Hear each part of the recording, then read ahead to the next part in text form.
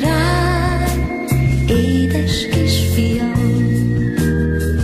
egy rózsakert hinti árnyait.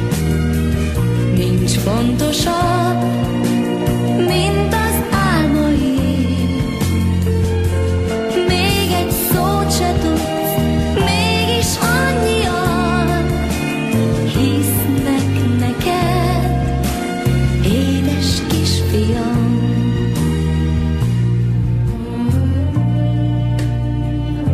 Tudom, mindenütt így van ez a nagy világon, ha egy kisgyerek megszületik, mert a kisgyerek egyszer felnő, s talán sikerül, hogy a könnyeket nevetésé, a gyűlöletet szeretetté, és az ellenségeket barátokká változtassa.